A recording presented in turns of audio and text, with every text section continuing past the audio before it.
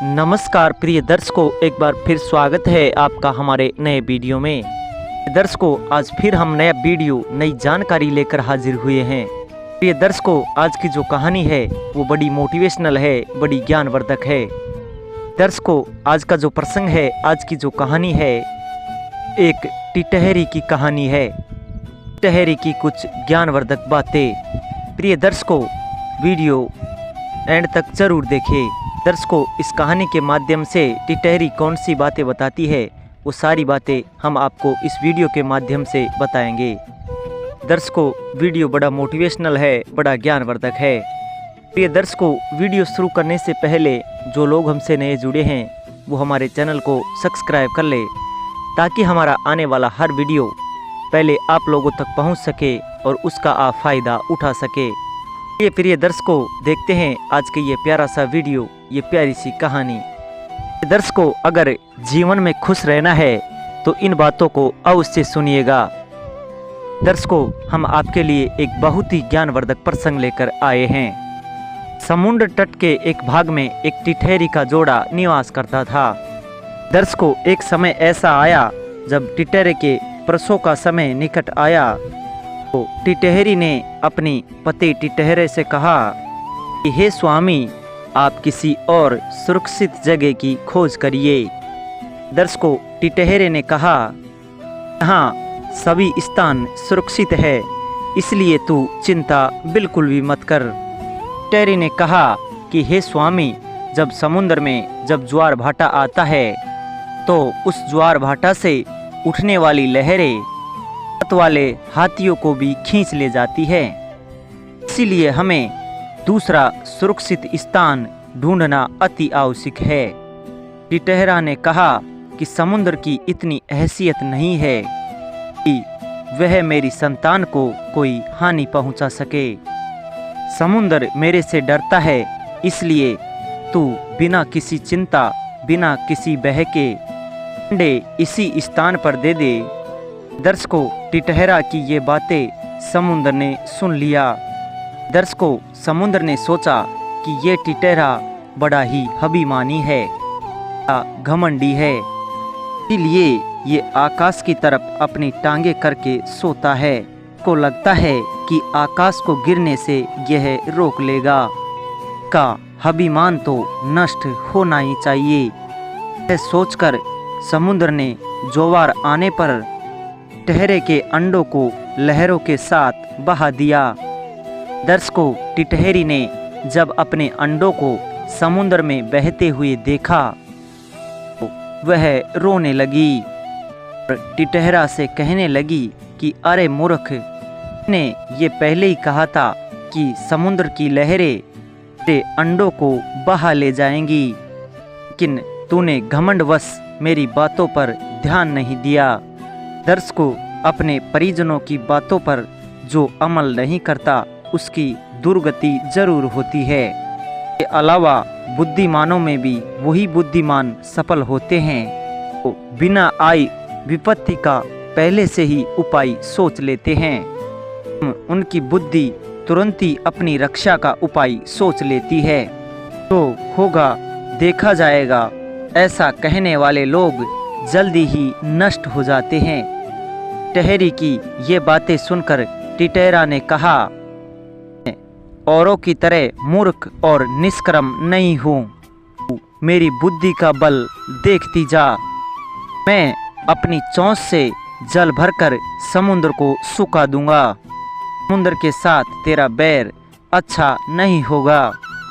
इस विशाल समुद्र पर क्रोध करने से कोई फायदा नहीं है। अपनी शक्तियों को देखकर हमें किसी से बैर करना चाहिए, नहीं तो जिस तरह आग में पतंगा जलकर राख हो जाता है, उसी प्रकार समुद्र से तेरा बैर अच्छा नहीं है। दर्शकों, लेकिन वह टिटहरा अपनी दम पर समुद्र को सुखाने की बात पर अड़ा रहा। टिटहरी ने फिर से कहा कि जिस समुद्र को गंगा, यमुना जैसी नदियाँ पार जल से भर रही हैं, उस विशाल समुद्र को तेरी ये छोटी सी चोंच, इसमें बूंद भर जल आता है, वह कैसे समुद्र को सुखा पाएगी। यदि तूने समुद्र को सुखाने की जिद ही कर रखी है तो सबसे पहले अन्य पक्षियों की भी सलाह ले ले। बार छोटे छोटे जीव भी एक साथ मिलकर बहुत बड़े प्राणी को भी हरा देते हैं। टिटहरा ने कहा कि तेरी ये बात मुझे अच्छी लगी। ठीक है, मैं दूसरे पक्षियों की मदद से समुद्र के जल सुखाने का पूर्ण प्रयत्न करूँगा, पूरा प्रयास करूँगा। टिटहरे ने अन्य पक्षियों को बुलाकर अपनी सारी बातों को कहा और पक्षी बोले कि हम सब इस कार्य के लिए आसक्त हैं। तू हमारा मित्र गरुड़ है, वही कुछ कर सकता है, उसी के पास चलना उचित होगा। कहकर टिटहरा सहित अन्य पक्षी गरुड़ के पास जाकर अपना दुख सुनाने लगे। सभी पक्षी कहने लगे कि हे गरुड़ महाराज, आपके रहते हुए समुद्र ने पक्षी जात पर अत्याचार किया है और इस अत्याचार की रोकथाम होनी चाहिए। जाकर गरुड़ ने कहा कि समुद्र बहुत ही विशाल है और मैं कुछ नहीं कर सकता, लेकिन मैं भगवान श्री हरि विष्णु का वाहन हूँ। हमारी मदद भगवान श्री हरि विष्णु अवश्य करेंगे। इसीलिए हम सभी को भगवान श्री हरि विष्णु के पास चलना चाहिए। वो कृपालु हैं, दया निदान, परमपिता परमात्मा हैं और संपूर्ण सृष्टि के पालन करता हैं। वही हम सभी पक्षियों की विपत्तियों को दूर करेंगे। सभी पक्षी भगवान श्री हरि विष्णु के पास पहुंचकर समस्त बातों को बताया। भगवान श्री हरि विष्णु समुद्र के पास गए और समुद्र को डांटते हुए बोले, हे दुष्ट समुद्र, तूने टिटहरी के अंडों का अपहरण किया है। मेरा आदेश है टिटहरी के अंडों को जल्द ही वापस कर दे। भगवान श्री हरि विष्णु का आदेश पाते ही समुद्र ने अपना जल को सिमेट लिया। इससे टिटहरी को अपने अंडे मिल गए। दर्शकों, टिटहरा ने अपनी पत्नी की बातों पर ध्यान नहीं दिया और वो अभिमानवश समुद्र से शत्रुता कर बैठा। पर गलती टिटहरा की थी। समुद्र के द्वारा किए गए कार्य से टिटहरी तो एक माँ थी, इसके कारण उसके अंडों को अर्थात टिटहरी को दुख मिला। इसीलिए टिटहरा ने और समुद्र ने भगवान श्री हरि विष्णु से क्षमा याचना की। भगवान तो बड़े दयालु हैं, उन्होंने दोनों को, समुद्र और टिटहरा को क्षमा कर दिया। दर्शकों, अभिमानी का सिर हमेशा नीचा हो जाता है। दर्शकों, नारायण के पैर पकड़ लीजिए, भगवान नारायण सभी दुखों से मुक्त कर देंगे। 84 लाख योनियों से भी मुक्ति मिल जाएगी और मोक्ष के द्वार खुल जाएंगे। भगवान श्री हरि विष्णु का साथ हो तो मनुष्य को फिर क्या डरना। दर्शकों, ये कहानी यहाँ समाप्त होती है।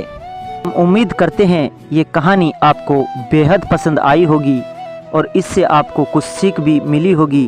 प्रिय दर्शकों, अगर हमारा वीडियो आपको अच्छा लगा है तो लाइक, शेयर, कमेंट करके ज़रूर बताइए और साथ ही जो लोग हमसे नए जुड़े हैं वो हमारे चैनल को भी सब्सक्राइब कर ले, ताकि हमारा आने वाला हर वीडियो पहले आप लोगों तक पहुंच सके और उसका आप फ़ायदा उठा सके। ये